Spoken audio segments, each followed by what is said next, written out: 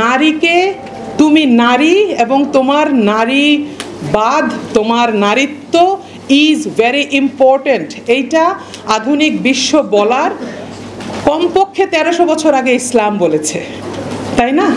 চমৎকারভাবে বলেছে, একেবারে দেখিয়ে করে আমাদেরকে দেখিয়ে দিয়ে বলেছে যে এই নারীর মর্যাদা কি বলে, পৃথিবীর অন্য যে কোনো সৃষ্টির মর্যাদার থেকে মানুষের পুরুষদের থেকেও বেশি, তাই না?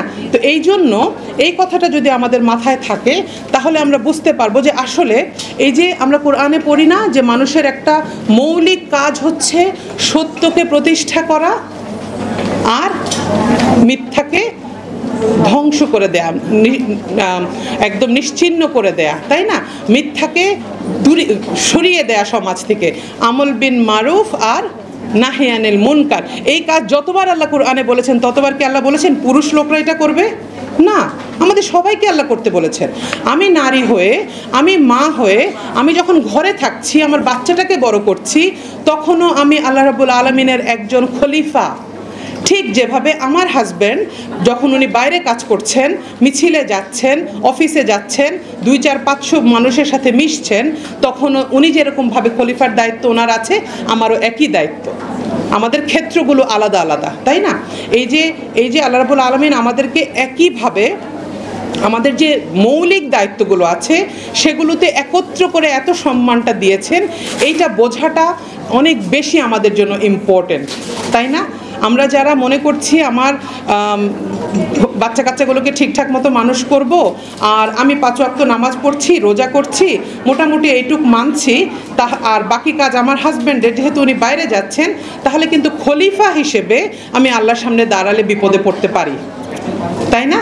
সেই জন্য এই জায়গাতে আমাদের বক্তারা খুব সুন্দর করে বলেছেন যে আমরা এখানে আধুনিক বিশ্ব আসলে যেখানে আমাদেরকে এটা শিখায় দিচ্ছে যে তোমাদেরকে আন্দোলন করতে হবে, তোমার গলা উঠাও, তুমি নিজের ব্যাপারে বলো, নিজের অধিকার আদায় করো বলে মেয়েদেরকে নামিয়েছে না আন্দোলনে। মেয়েরা এখন সচেতন হচ্ছে। আধুনিক বিশ্বের নারীবাদ বা আধুনিক বিশ্বের যে ফিলসফি, তারা মনে করছে আমাদের কাজ শেষ, আমরা একটা বিশাল কাজ করেছি, নারীদেরকে সচেতন করেছি, নারীদেরকে পথে নামিয়েছি, তারা এখন নিজেদের অধিকারের ব্যাপারে নিজেরা কথা বলতে পারে। আর ইসলাম সেখান থেকে কাজ শুরু করে, তাই না? চমৎকারভাবে ইসলাম সেখান থেকে কাজটা শুরু করে। কিভাবে শুরু করে? ইসলাম বলছে যে হ্যাঁ, তোমরা পথে নেমেছো, তোমরা নিজেদের অধিকারের ব্যাপারে সচেতন হয়েছো, এখন তোমাদেরকে পরের কাজগুলো করতে হবে। ফর এক্সাম্পল, আমি একটা ছোট্ট মজার উদাহরণ দেই। আমার অফিসে এমন যদি হয় যে আমি খুব নারী অধিকারের ব্যাপারে সচেতন, তাহলে আমি কি করব? আমি 50-50 অধিকার দিব সবাইকে, তাই না? আমার অফিসের নারী অফিসাররা যেভাবে 50% ছুটি পাবেন, পুরুষরাও সেভাবে পাবেন। নারী অফিসাররা যেরকম চেয়ারে, যেরকম টেবিলে, যেরকম রুমে, যেরকম এসিতে বসতে পছন্দ করবেন, পুরুষরাও একইভাবে সুযোগ সুবিধা পাবেন। ওইটা শেষ করে আমি মনে করবো আমার কাজ শেষ, আমি এবার চলে যাই, আমি নারীদের একদম সমান সমান অধিকার অর্জন করেছি। ইসলাম সেখানে কাজ শুরু করে, কারণ ইসলাম সেখানে গিয়ে বলছে যে এখন তোমার কাজ আছে, এখন আমার যে নারী হিসেবে যে একটু বেশি মর্যাদা দরকার সেটা ইসলাম দিচ্ছে।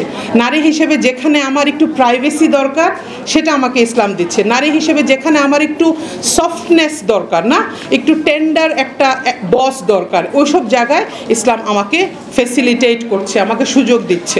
এইভাবে আসলে আমরা ইহসানকে প্রতিষ্ঠা করার ক্ষেত্রে আমাদের সম্মানিত বকুল আপা খুব সুন্দর করে বলেছেন যে ইহসানপূর্ণ সমাজ, ইহসানপূর্ণ পরিবার, এই সমস্ত জায়গায় আমরা নারীরা সবচাইতে বেশি ভূমিকা পালন করতে পারবো। কারণ আল্লাহ রাব্বুল আলামিন আমাদের ভেতরে মায়া, মমতা, ভালোবাসা এইটা অনেক বেশি করে দিয়েছেন, তাই না? আমরা ইহসান প্রতিষ্ঠা করতে পারবো, আমরা আখলাকের রোল মডেল হতে পারবো আমাদের বাচ্চাদের সামনে, যেটা বাবারা ইউজুয়ালি একটু কম সুযোগ পান, আমরা সেটা করতে পারবো। এবং আমাদের যে কন্ট্রিবিউশন, আমাদের কন্ট্রিবিউশনের জন্য আমরা যেরকম অন্য জায়গায় দোষ দেই, এই কথাটা বলে আমি কথাটাকে শেষ করব যে আমরা বেশিরভাগ সময় যেটা হয়, আমাদেরকে সমাজ একটা প্রতিক্রিয়াশীল জেন্ডার হিসেবে প্রতিষ্ঠা করতে চায়, তাই না? যে আমরা কিছু হলেই আন্দোলনে নেমে যাব, কিছু হলেই বলবো যে আমার এটা দেয়া হচ্ছে না, ওইটা দেয়া হচ্ছে না, আমার হাজব্যান্ড আমাকে ফাইন্যান্সিয়াল স্বাধীনতা দিচ্ছেন না, আমার হাজব্যান্ড আমাকে না এনজয় করতে দিচ্ছেন না, মজা আনন্দ করার সুযোগ দিচ্ছেন না, আমার জীবনটা এটা সেটা। সেই জায়গায় এসে একটা ছোট্ট কিন্তু খুব পাওয়ারফুল রিমাইন্ডার দিয়ে আমি শেষ করতে চাই। আমরা সবাই জানি নাহার এ জুবাইদা একটা নহর আছে না, ইরাক থেকে মক্কা পর্যন্ত একটা ক্যানেল করা হয়েছিল, যেখান দিয়ে ইরাক থেকে পানি আসতে পারে মক্কায়, এবং মক্কার সেচ কাজ এবং অন্যান্য কাজে যেন ওই পানিটা ব্যবহার করা যেতে পারে। Complete civil engineering. এই কাজটা করা হয়েছিল একজন মহিলার বুদ্ধি অনুসারে। ওনার নাম ছিল জুবাইদা, এবং ওই নহরটার নাম নাহার-ই জুবাইদা নামকরণ করা হয়েছে, এবং তিনি ছিলেন বাদশাহ হারুনুর রশিদের ওয়াইফ। এইরকম একটা টেকনোলজিক্যালি সাউন্ড এবং এরকম একটা মিরাকিউলাস জিনিস উনি করতে পেরেছিলেন। তার মানে আমরা এটা বুঝতে পারি ইসলাম সবসময় ঠিক ছিল, তখনই ইসলাম কারেক্ট ছিল মেয়েদেরকে এমপাওয়ার করার ব্যাপারে। তাহলে আমরা সেই ইসলাম তো এখনও আছে, তাই না? সুতরাং আমি এটা বলে শেষ করতে চাই, আমরা মেয়েরা যতদিন পর্যন্ত জ্ঞানে, পড়াশোনায়, নিজেদের যোগ্যতায়, নিজেদের কাজে, নিজেদের সহনশীলতায়, নিজেদের অসহিংস হওয়ায় আমরা যতদিন পর্যন্ত যোগ্য হয়ে এগিয়ে না আসতে পারবো, ততদিন পর্যন্ত আসলে পুরো সিস্টেমটাকে দোষ দিয়ে আমরা বেঁচে যেতে পারবো না। আমার জ্ঞানের স্বল্পতার দায় আমার স্বামীর না, আমার জানার স্বল্পতার দায় আমার স্বামীর না, আমার নিজের উপরে একটা ভারসাম্যপূর্ণ মেজাজ নিয়ে নিজের সাথে নিজের কাজ করার দায় আমার। এটা না পারার দায় সমাজের না বা পুরুষের না। আমরা একসাথে সুন্দর একটা সমাজের জন্য কাজ করব ইনশাআল্লাহ। এই সুন্দর সময়ে বাংলাদেশের এই পরিবর্তনের পরে আমরা সেটার জন্য আরও বেশি মনোযোগী হব। আমি আজকে আমাদের সমস্ত গেস্টদেরকে আন্তরিকভাবে ধন্যবাদ দিতে চাই। আমাদের মতন আমরা যারা কম জানি, আমরা যারা সবসময় একটা দিক নির্দেশনা খুঁজি, আমাদের জন্য অনেক সুন্দর সুন্দর কিছু দিক নির্দেশনা আমরা আজকে পেয়েছি। আল্লাহ আমাদের সবার এই প্রচেষ্টা, আজকের এখানে আসা যাওয়া, কষ্ট সব কিছুকে কবুল করুক। এই বলে আমি আমার কথা শেষ করতে চাই। আসসালামু আলাইকুম। হয়তো বা আমার কলিগটা আমাকে ফোন করে বলছে, জানেন আপা, আমার তো একটা প্রমোশন হয়েছে। আমাকে কালকে এমডি স্যার ফোন করে বলেছেন আমার একটা প্রমোশন হচ্ছে। সাথে সাথে আমার রিয়াকশনটা কেমন হচ্ছে অসহিংস একজন নারী হিসেবে? আমি যদি অসহিংস হই, সাথে সাথে আমি তাকে প্রচণ্ড পরিমাণে এনকারেজ করব, প্রশংসা করব। আর আমি যদি সহিংস হই, তাহলে সাথে সাথে আমার মুখটা কালো হয়ে যাবে। তখন সাথে সাথে আমার মনে হবে সেটা একটা কথা হলো? 6 মাস ধরে আমি একদিন অফিস মিস করি নাই, আমি এতগুলো কাজ করলাম, প্রমোশনটা আমার আগে হওয়ার দরকার ছিল, হলো না তো আমারটা, করবোই না এই অফিসে কাজ, আর কোনো এক্সট্রা সময় এই অফিসে দিব না। এই যে এভাবে হলে যেটা হচ্ছে, আমি আমার প্রতিদিনের জীবনটাতে আজকে যেই আলোচনাগুলো শুনলাম, সেগুলো সুন্দরভাবে কোথায় কোনটা ফেলতে হবে সেটা বুঝতে পারছি কিনা, সেটার জন্য এই ওয়ার্কশিটটা। আমার পাশে একজন নারী যখন চ্যালেঞ্জিং সিচুয়েশনে পড়ছেন, তাই না?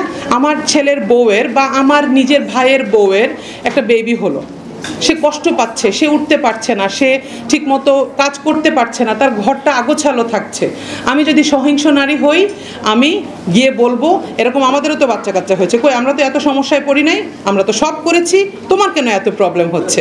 কিন্তু আমি যখন একজন অসহিংস নারী হব, আজকের কথাগুলোকে যখন আমি প্র্যাকটিক্যাল জায়গায় ইমপ্লিমেন্ট করতে চাইবো, তখন আমি হাতটা গোটাতে দেরি হবে, আর আমি গিয়ে তার কাজে হাত লাগিয়ে ফেলবো, তাই না?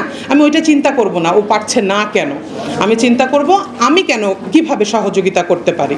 এইভাবে আমরা যেটা চেষ্টা করেছি, এই 5টা প্রশ্ন আমাদের ভেতরে সফটওয়্যার সিস্টেমের ভেতরে ঢুকে যাক। আমরা এগুলো নিয়ে চিন্তা করব, আরও 10 জন নারীকে নিয়ে এই পেপারটা নিয়ে আমরা কাজ করব।